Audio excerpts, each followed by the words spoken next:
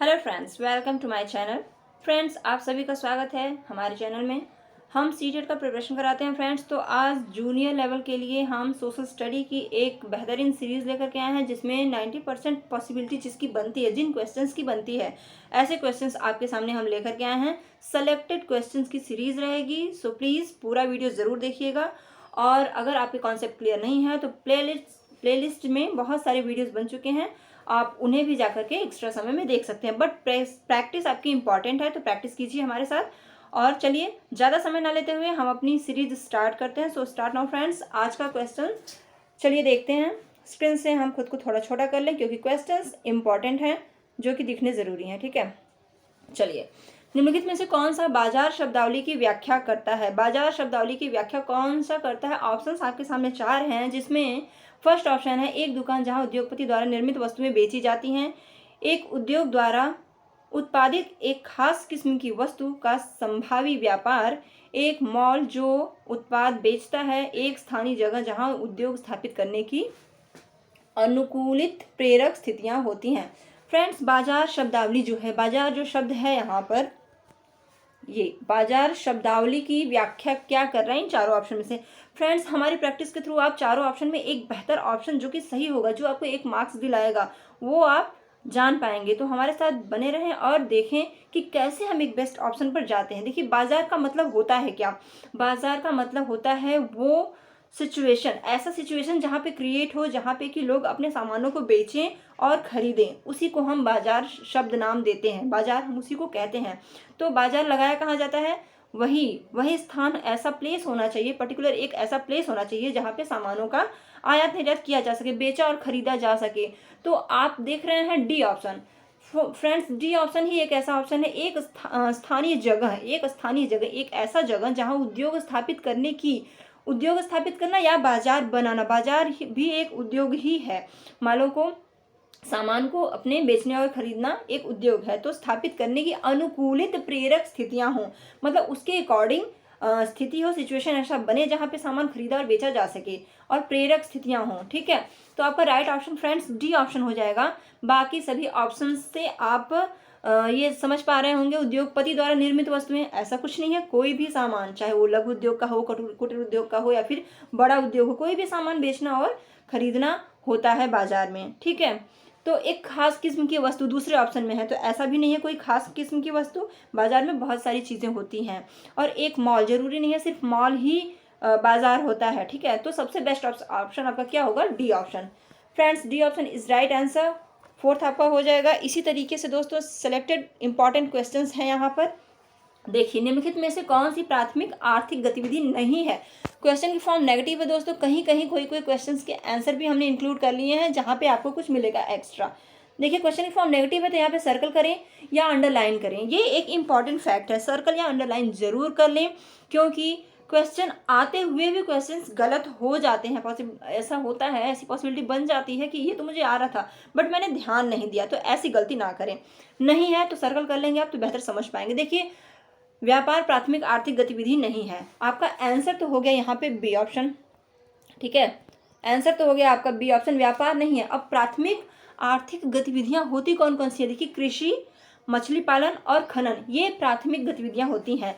अगर पूछा जाए कि अर्थव्यवस्था के क्षेत्र कितने होते हैं, तो 3 क्षेत्र होते हैं। अर्थव्यवस्था के 3 क्षेत्र होते हैं। कौन कौन से? फर्स्ट होता है आपका प्राथमिक क्षेत्र, सेकंड द्वितीय क्षेत्र, एंड थर्ड होता है आपका तृतीय क्षेत्र। प्राथमिक में आ जाता है कृषि, मछली पालन और खनन। द्वितीयक में आ जाता है निर्माण, विनिर्माण, उद्योग। और तृतीयक में आपका बैंक, बीमा, ये सब आ जाता है। ठीक है, आप देख पा रहे हैं यहाँ पे तृतीयक उद्योग, बैंक और बीमा। तो फ्रेंड्स, ये क्वेश्चन आपका किसी तरीके से आ सकता है, तो स्क्रीनशॉट ले लीजिए। ठीक है, इसीलिए मैंने आंसर इंक्लूड किया यहाँ पर। Okay, so your right answer, question की फॉर्म नेगेटिव थी, नहीं है, तो यहाँ पे आपका हो जाएगा व्यापार नहीं है। ठीक है, चलिए आगे बढ़ते हैं। नेक्स्ट क्वेश्चन आपका हो जाएगा पीएचसी का क्या अर्थ है? बिल्कुल फैक्ट है, पीएचसी का फुल फॉर्म पूछा गया है, पब्लिक हेल्थ सेंटर, जो कि आपका बी ऑप्शन में दिख रहा है। Public health court, public health corporation, private health centre नहीं, बल्कि आंसर आपका हो जाएगा पब्लिक हेल्थ सेंटर, जिसको हम हिंदी में क्या कहते हैं? जन स्वास्थ्य केंद्र। ठीक है, चलिए आगे बढ़ते हैं। देखिए, फोर्थ क्वेश्चन है, यदि जून में यदि लंदन में सुबह 10 बजे हैं तो भारतीय मानक समय क्या होगा? दोस्तों आप जानते हैं कि भारतीय मानक समय जो होता है वो लंदन के समय से आगे चलता है। कितना आगे चलता है? 5 घंटा 30 मिनट आगे चलता है। ठीक है, तो क्या होगा, बस आपको इतना ही तो पता होना चाहिए। अगर 5 घंटा 30 मिनट आगे चलता है तो आप अपना फैक्ट 10 बजे है इसमें बताया गया है, इसमें 5 घंटा 30 मिनट जोड़ लीजिए, आपका टाइम हो जाएगा। 10 बजने में आप 5 घंटा जोड़ेंगे तो आपका टाइम हो जाएगा 3 बज के 30 मिनट। ओके, सो फ्रेंड्स, बिल्कुल जहाँ समय नहीं लेना है वहाँ हम समय बिल्कुल नहीं लेंगे। और फटाफट की सीरीज़ है, टाइम ज़्यादा नहीं है आपके पास, इसलिए हम अपने क्वेश्चंस को देखेंगे। दोस्तों कुछ ऐसे भी क्वेश्चन आते हैं कि पैसेज दे दिया जाता है और पैसेज के अकॉर्डिंग आपको क्वेश्चन के आंसर देने होते हैं, जैसे कि हिंदी सब्जेक्ट में होता है, इंग्लिश और संस्कृत में भी होता है। तो अब आपको सोशल में भी कुछ ऐसे क्वेश्चंस देखने को मिलेंगे। तो 5वां से 6वां क्वेश्चन एक अनुच्छेद पर है, तो ये अनुच्छेद आपके सामने है, ये पैसेज आप लोग एक बार देख लीजिए। ठीक है, स्क्रीनशॉट लेकर पढ़ लीजिएगा। चलिए क्वेश्चंस पर आते हैं।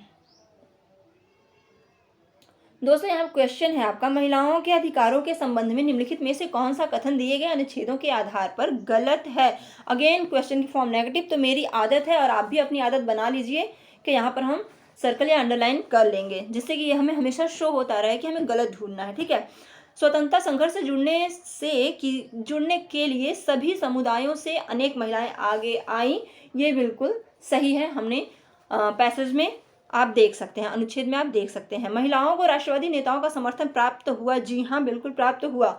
महिलाओं के लेखन को सराहा नहीं गया, ये भी सही हो जाएगा दोस्तों, सराहा नहीं गया। ये एक अलग पॉइंट है, आप देखेंगे आपके पैसेज में दिया गया है कि महिलाओं ने पत्र पत्रिकाएं निकाली और उनका समर्थन हुआ, उनके पत्र पत्रिकाओं को, लेख को बहुत सराहा गया। सो फ्रेंड्स, गलत पूछा गया है तो आपका राइट आंसर सी ऑप्शन हो जाएगा, महिलाओं के लेखन को सराहा नहीं गया, बाकी सब सही है। तो आपका राइट आंसर सी हो जाएगा यहाँ पर। ठीक है, क्योंकि क्वेश्चन की फॉर्म देखिए, गलत पूछा गया है तो गलत यही है कि सराहा नहीं गया, बल्कि सराहा गया था। ठीक, चलिए आगे बढ़ेंगे। पैसेज है तो पैसेज के अकॉर्डिंग ही आंसर देना है। ये कुछ क्वेश्चंस, भारत के राष्ट्रीय आंदोलनों के नेताओं द्वारा प्रयुक्त रणनीति से संबंधित ऊपर दिए गए सारांश के आधार पर निम्नलिखित में से कौन सा सबसे बेहतर निष्कर्ष निकाला जा सकता है। सबसे बेहतर निष्कर्ष कौन सा होगा? स्त्री और पुरुषों को लेन देन की नीति का अनुपालन करने के लिए प्रोत्साहित किया गया, जी हाँ किया गया।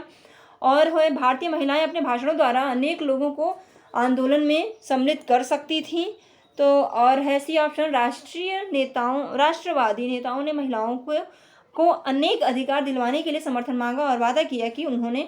दोस्तों यही आपका राइट आंसर हो जाएगा, आप पैसेज में देख सकते हैं। ठीक, C option is right answer. Next, अब यहाँ से दोस्तों आपका क्वेश्चन पैसेज का नहीं है, पैसेज में जो था वो हो चुका। संरचना और व्यवहार की वह प्रणाली जिसमें पुरुष स्त्री पर अपनी प्रधानता दिखाता है उसे उत्पीड़ित और शोषित करता है कहलाती है, फिल इन द ब्लैंक्स। क्या कहलाती है? क्या फांसीवाद कहलाता है, राजतंत्र कहलाता है, पितृसत्तात्मक कहलाता है, पदानुक्रमिक कहलाता है?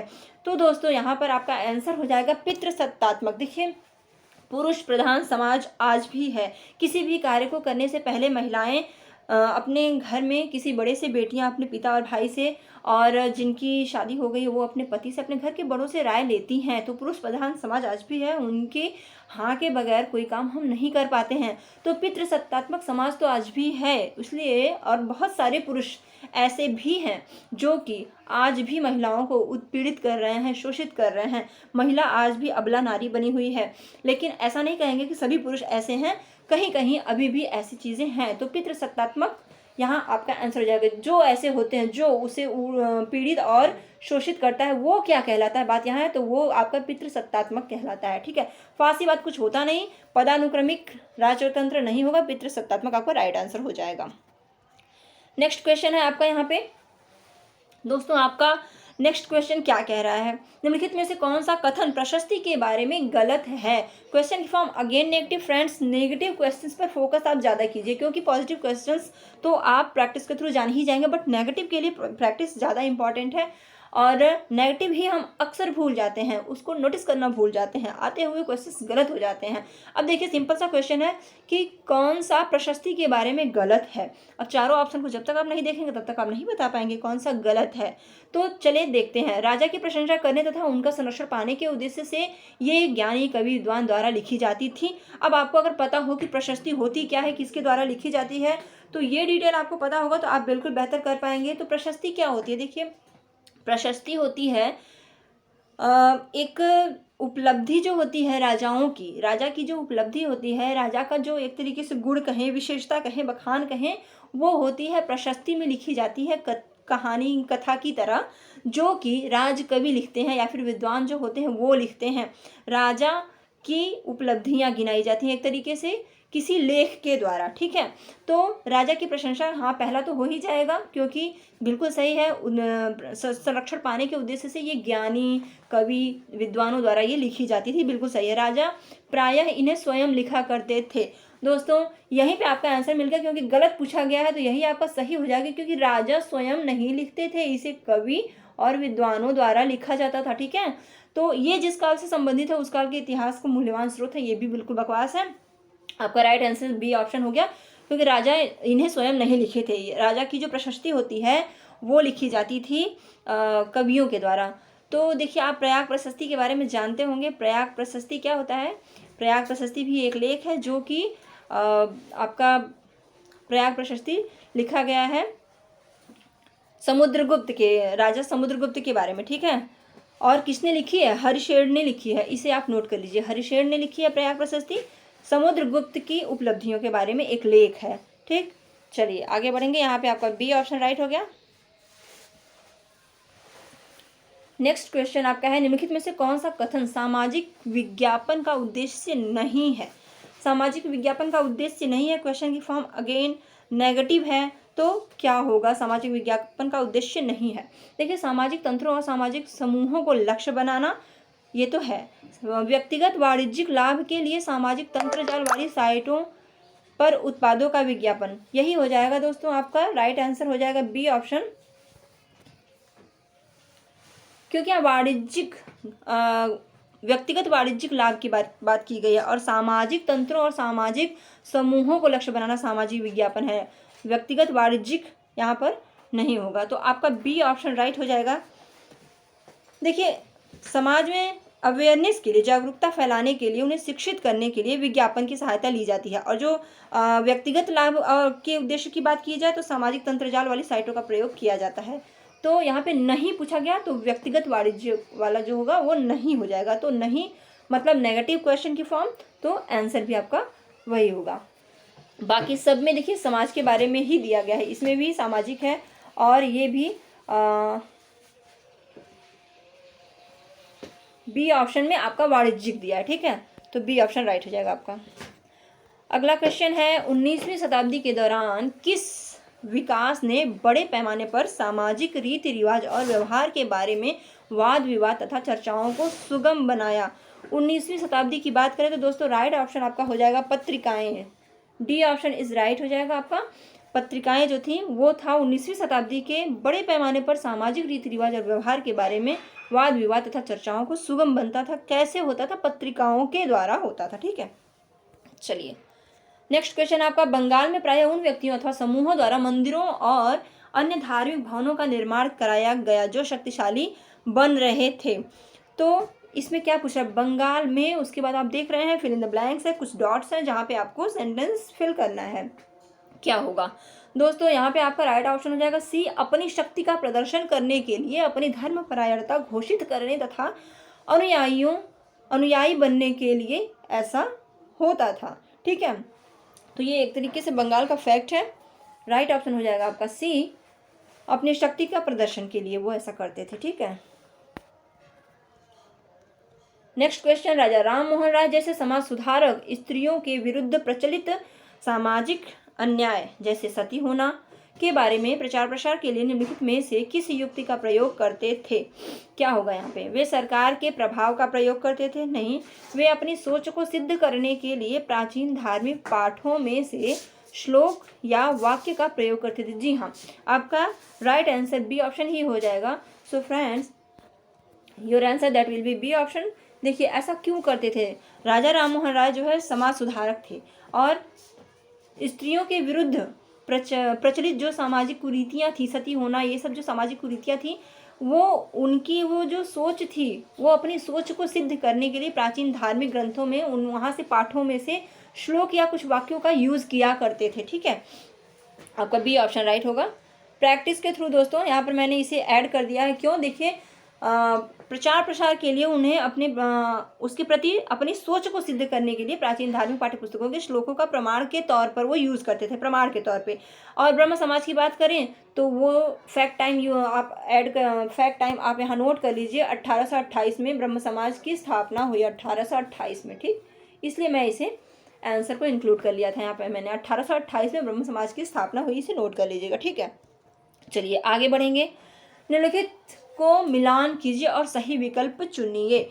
कृषि, उद्यान कृषि, मत्स्य पालन, द्राक्षा कृषि, और उसके आगे आपको कुछ और भी दिया गया है। कृषि के सामने है अंगूरों की खेती। करना क्या है? मिलान करना है आपको। तो आपको पता होना चाहिए, जब आप पता होगा आपको तो ईजिली आप मिलान कर लेंगे। अगर नहीं भी पता है तो फ्रेंड्स, अगर नहीं भी पता है तो अगर एक या दो ऑप्शन आपको पता है कुछ भी उसमें से, तो आप उसे मिलान करके अपने आंसर तक पहुंच सकते हैं। जैसे कृषि के बारे में पता है आपको, द्राक्षा, देखिए डी ऑप्शन दिया है द्राक्षा। क्या आप जानते हैं द्राक्षा क्या है? जो दोस्त नहीं जानते हैं वो जान लें, द्राक्षा अंगूर को कहते हैं।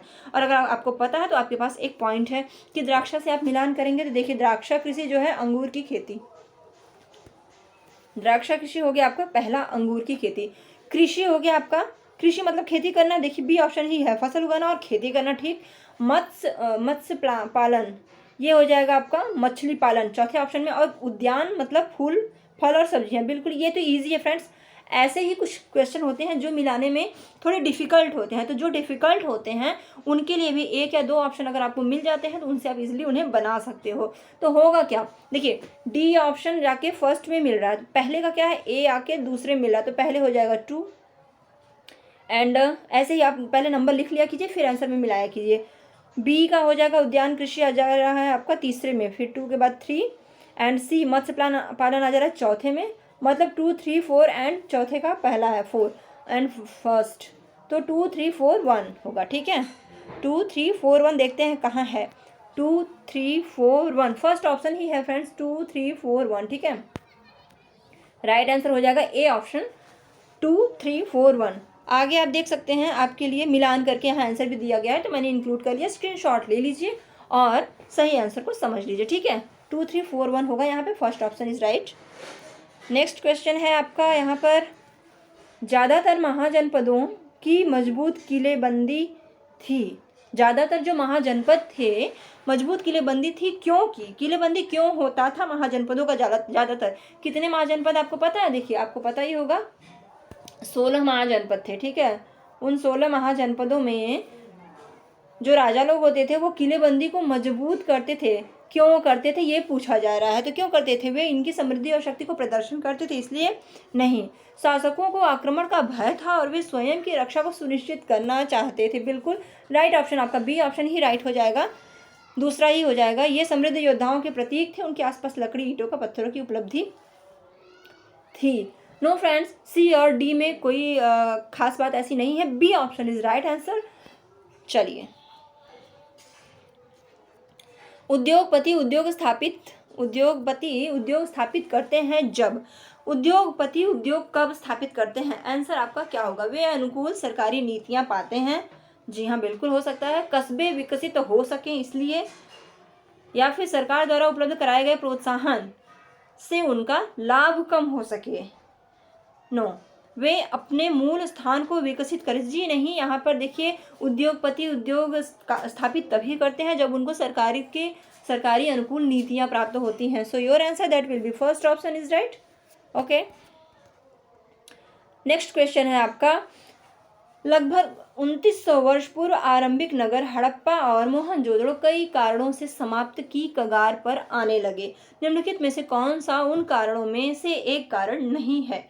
कौन सा नहीं है? क्वेश्चन फॉर्म नेगेटिव है, तो चलिए, जंगलों के विनाश और बाढ़ के कारण। मैं आपको बता दूं दोस्तों कि हड़प्पा सभ्यता समाप्त होने का कारण क्या था, बताया जाता है, फैक्ट तो नहीं मिलता बट बताया जाता है कि बाढ़ के कारण नगर सभ्यता समाप्त हो गई थी, और युद्ध के कारण भी बताया जाता है कि नगर की सभ्यता समाप्त हो गई थी, और बताया जाता है कि नदियों के सूखने के कारण हो सकता है कि सभ्यता समाप्त हो गई थी। लेकिन दोस्तों इसमें एक ऑप्शन देखिए है यहाँ पर कि मवेशियों के बड़े बड़े झुंडों द्वारा चरागाह और घास वाले मैदानों को चराने से मृदा आवरण नष्ट हो गया। क्या ये पॉसिबल है? It is possible friends? No.